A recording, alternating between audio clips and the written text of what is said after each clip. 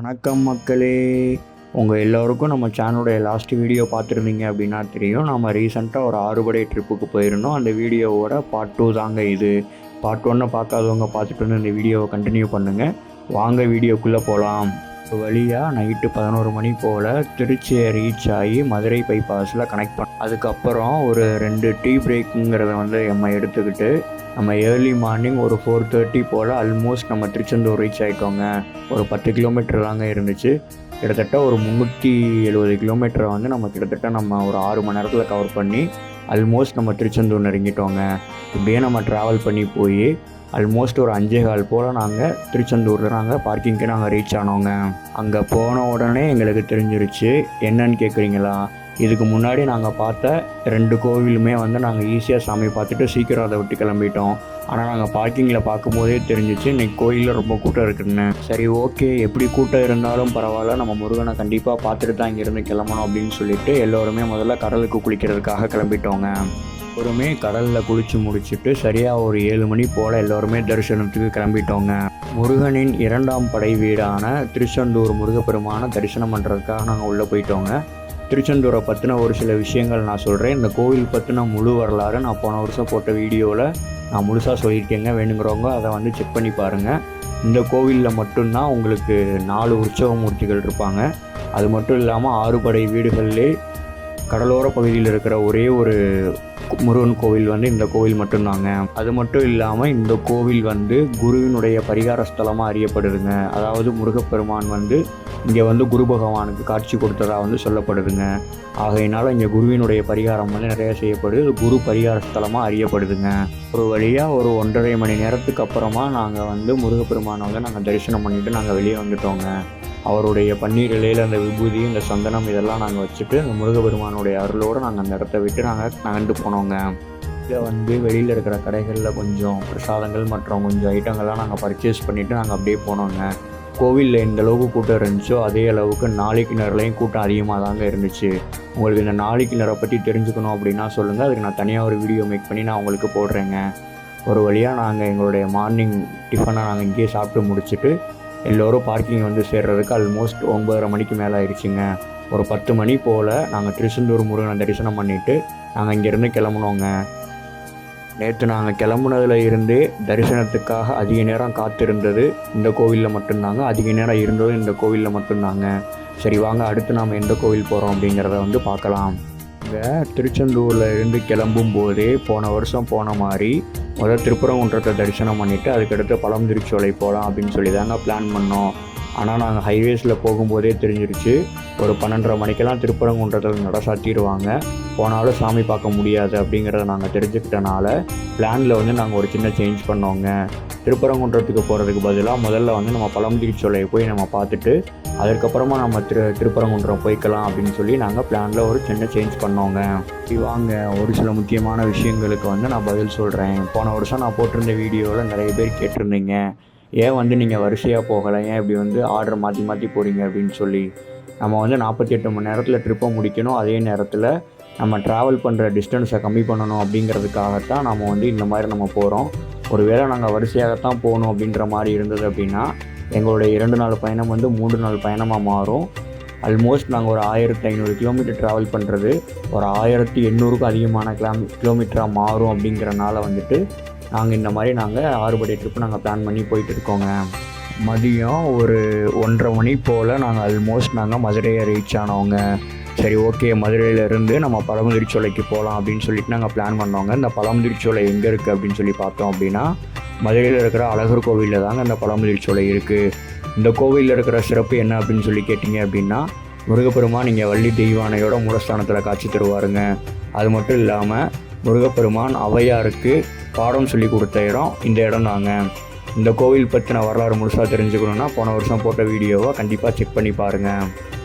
மதுரையிலேருந்து ஒரு 17 kilometre travel பண்ணி நாங்கள் அழகர் கோவிலோட அடிவாரத்தை நாங்கள் ரீச் பண்ணோங்க. அங்கேருந்து ஒரு 5-6 கிலோமீட்டர் நாங்கள் ஹில்ஸில் மேலே ஏறி போய் ஒரு வழியாக ஒரு 2:30 மணி போல் நாங்கள் பழமுதிர்ச்சோலையை நாங்கள் ரீச் ஆனோங்க. பழமுதிர்ச்சோலைக்கு மேலே ஏறுறதுக்கு என்ட்ரி டிக்கெட்டாக நம்ம போகிற வண்டிக்கு 50 ரூபா வாங்குறாங்கங்க.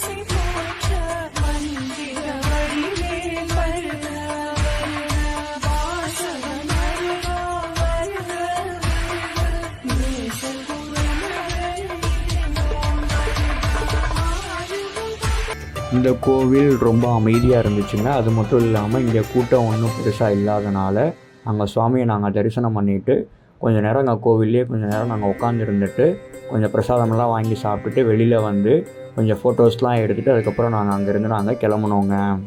இந்த கோவில் ஆடி மாதம் தாங்க ரொம்ப விசேஷம். இங்கே இருக்கக்கூடிய பெருமாள் கோவிலாக இருந்தாலும் சரி, இங்கே இருக்கக்கூடிய 18ஆம் படி கருப்பண்ணசாமி கோவிலாக இருந்தாலும் சரி, ஆடி மாதம் தாங்க ரொம்ப விசேஷம். இந்த கோவில் பற்றி நீங்கள் தெரிஞ்சுக்கணும்னு நினைக்கிறீங்க அப்படின்னா கமெண்ட் பாக்ஸில் சொல்லுங்கள்.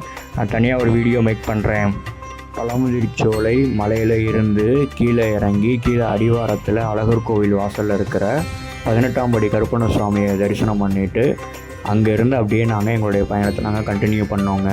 ஆல்மோஸ்ட் இப்போயே வந்து 3 மணிக்கு மேலே ஆயிடுச்சு. அப்படிங்கிறனால வெளியில் வந்து அழகர் கோவிலே எங்களுடைய மதிய சாப்பாடையும் நாங்கள் நல்லபடியாக சாப்பிட்டு முடிச்சுட்டு அங்கேருந்து இப்போ நாங்கள் திருப்பரங்குன்றம் போகலாம் அப்படின்னு சொல்லி முடிவு பண்ணி நாங்கள் அங்கேருந்து கிளம்புனோங்க.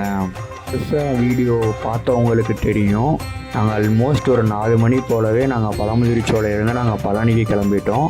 ஆனால் இப்போ நாங்கள் 3 மணிக்கு தான் இன்னும் நாங்கள் திருப்பரங்குன்றமே இன்னும் நாங்கள் தரிசனம் பண்ணாமல் இப்போ தான் நம்ம திருப்பரங்குன்றத்துக்கு போகிறோம். இங்கேயே எங்களுக்கு தெரிஞ்சு போச்சு இன்றைக்கி நைட்டு நம்ம பழனியை தரிசனம் பண்ணுறது வந்து சந்தேகம்தான் அப்படின்னு சொல்லிட்டு நாங்கள் போனோங்க. சரி வாங்க நாம் நைட்டு பழனியை தரிசனம் பண்ணோமா இல்லையாங்கிறத நம்ம வீடியோவில் பார்ப்போம். 27 கிலோமீட்டர் ட்ராவல் பண்ணி ஆல்மோஸ்ட் நாங்கள் ஒரு 4:30 மணி போல் நாங்கள் திருப்பரங்குன்றம் ரீச் ஆனோங்க. திருப்பரங்குன்றம் வந்து முருகனின் 6 படை வீடுகளில் இது வந்து 1ஆம் படை வீடுங்க. இந்த கோவிலில் வந்து என்ன சிறப்பு அப்படின்னு சொல்லி கேட்டோம் அப்படின்னா, முருகப்பெருமான் வந்து தெய்வானையை வந்து மனம் முடிச்சனா இதுதாங்க. இந்த கோவிலில் இன்னொரு விசேஷம் என்ன அப்படின்னா, விநாயகர், சிவபெருமான், துர்க்கையம்மன், முருகப்பெருமான் சொல்லி எல்லோரையும் நம்ம ஒரே இடத்துல பார்க்கலாம். இவங்களுடைய வாகனங்களையும் நம்ம ஒரே இடத்துல நம்மளால் பார்க்க முடியுங்க. இந்த கோவில் பற்றின வரலாறு தெரியணுன்னால போன வீடியோவை செக் பண்ணி பாருங்கள். இந்த கோவில் 6 படை வீடுகளில் இதுவும் ஒரு சிறப்பான கோவில்னே சொல்லலாங்க. இங்கேயும் கூட்டம் ஒன்றும் அதிகமாக இல்லை. அப்படிங்கிறனால நாங்கள் சீக்கிரம் சாமி தரிசனம் பண்ணிவிட்டு நாங்கள் வெளியில் வந்துட்டோங்க. வெளியில் வந்துட்டு நாங்கள் கொஞ்சம் பர்ச்சேசிங்லாம் பண்ணிவிட்டு கொஞ்சம் ஃபோட்டோஸ்லாம் எடுத்துகிட்டு ஆல்மோஸ்ட் நாங்கள் ஒரு 5:30 போல் நாங்கள் திருப்பரங்குன்றத்துலேருந்து நாங்கள் பழனியை நோக்கி நாங்கள் கிளம்பிட்டோங்க. போன வருஷம் போட்ட வீடியோவிலே கேட்டிருந்தீங்க, இந்த யாத்திரைக்கு வந்து நீங்கள் மொத்தம் எவ்வளோ செலவு பண்ணீங்க அப்படின்னு சொல்லி நீங்கள் கேட்டிருந்தீங்க. இந்த யாத்திரைக்கு வந்து இந்த வருஷம் நாங்கள் மொத்தம் 28 பேர் நாங்கள் வந்திருக்கோங்க. மொத்தம் நாங்கள் 2 வண்டி பிடிச்சிருக்கோம். ஒரு வண்டிக்கு 40,000, இன்னொரு வண்டிக்கு 30,000வாங்க. அதனால் வந்து ஒரு ஆளுக்கு வந்து 2,500 அப்படின்னு சொல்லி எல்லார்ட்டையும் கட்டணம் வந்து வாங்கியிருக்காங்கங்க.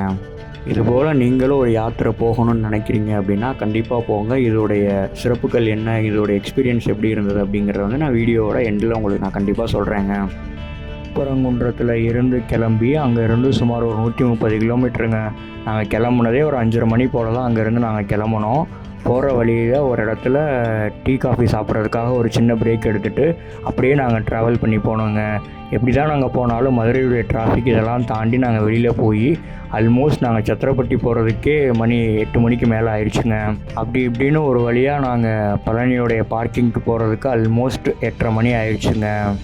8:30 மணி ஆன உடனே தெரிஞ்சிருச்சு. நாங்கள் இறங்கி நாங்கள் வேகமாக நாங்கள் போய் பார்த்தோம் தரிசனத்துக்கு போக முடியுமா அப்படின்னு சொல்லிட்டு. நாங்கள் போன உடனே எங்கள் முன்னாடி இருந்தவங்க எல்லாம் சொன்னாங்க 7:30யோட மேலே ஏறுறதுக்கு வந்து க்ளோஸ் பண்ணிட்டாங்க. மேலே இருக்கிறவங்க மட்டும்தான் சாமி பார்த்துட்டு கீழே வர முடியும், இன்னும் இதுக்கு மேலே தரிசனம் கிடையாது, காலையில் தான் தரிசனம் அப்படின்னு சொல்லிட்டாங்கங்க. நாங்கள் என்ன பண்ணுறது அப்படின்னு சொல்லி யோசித்து பார்த்தோம். சரி இவ்வளோ தூரம் வந்துட்டோம், நம்ம வந்து 6 படை முருகன்களையும் நம்ம பார்க்கணும் அப்படிங்கிறதான் நம்மளுடைய நோக்கமாக இருந்தது. அதனால் வந்து சரி ஓகே வந்துட்டோம், நம்ம இருந்த காலையில் ஏர்லி மார்னிங் நம்ம முதல் தரிசனம் பண்ணிவிட்டு போகலாம் அப்படின்னு சொல்லிவிட்டு நாங்கள் முடிவெடுத்து நாங்கள் அங்கேயே தங்கலான்னு சொல்லி தங்கினோங்க. நாங்கள் வந்து போன வருஷம் 48 மணி நேரத்தில் வந்து இந்த யாத்திரையை வந்து நாங்கள் முடிச்சிருந்தோங்க. ஆனால் இந்த வருஷம் முடிக்க முடியல.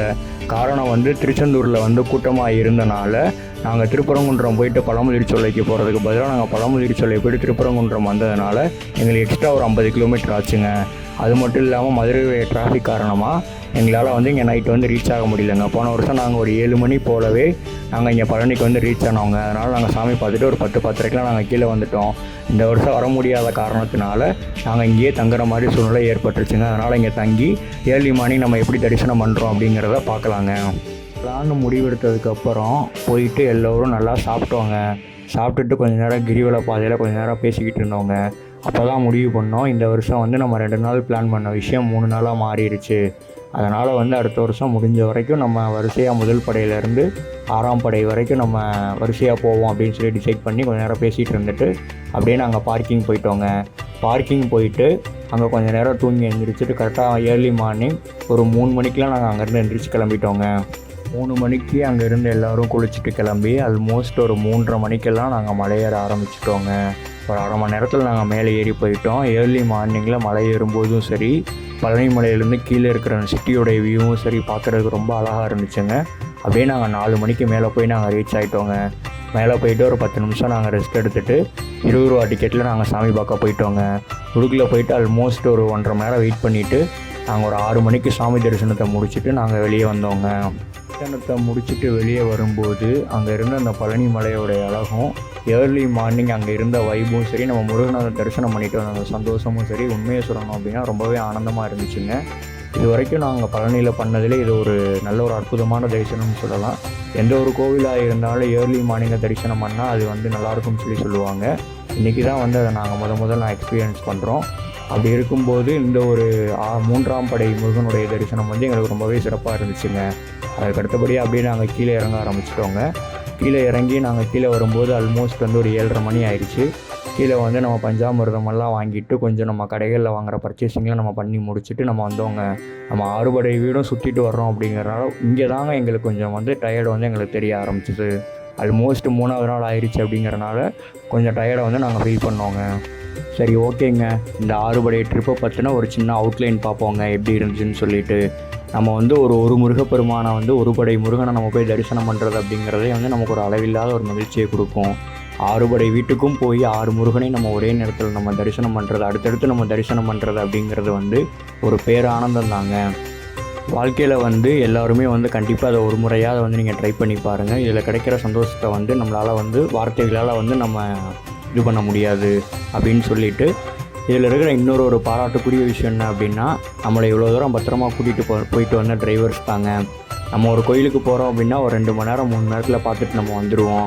இந்த 2 நாளில் ஒரு 1500க்கும் மேற்பட்ட கிலோமீட்டரை வந்து நம்மளை கூட்டிகிட்டு போயிட்டு பத்திரமா கொண்டு வந்து விடுற இவங்களுக்கும் முருகப்பெருமானுடைய அருள் கிடைக்கணும்னு சொல்லி பிரார்த்தனை பண்ணிக்கிட்டு முருகன் வாங்கிட்டு நாங்கள் வெளியில் வந்து பார்க்கும்போது பழனி திருக்கோவில் தேவஸ்தானம் சார்பாக இந்த பேட்டரி காரு இந்த பஸ்ஸெல்லாம் விட்டுருக்காங்கங்க. இது வந்து முழுக்க ஃப்ரீ தான்.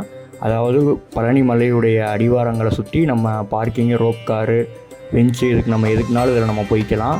இதில் வந்து எல்லோருக்குமே இப்போ இந்த சேவை கொடுக்குறாங்க. இதில் தான் நாங்கள் ஏறி நாங்கள் பார்க்கிங்க்கு போனோங்க. ஒரு 8 மணி போல் நாங்கள் பார்க்கிங் போயிட்டு ஒரு 8:30 மணி போல் நாங்கள் அங்கேருந்து கிளம்புனோங்க. அங்கேருந்து கிளம்பிட்டு வர்ற வழியில் நாங்கள் சாப்பிட்டுட்டு திண்டுக்கல் போயிட்டு நாங்கள் எங்கள் ஊருக்கு போனோங்க.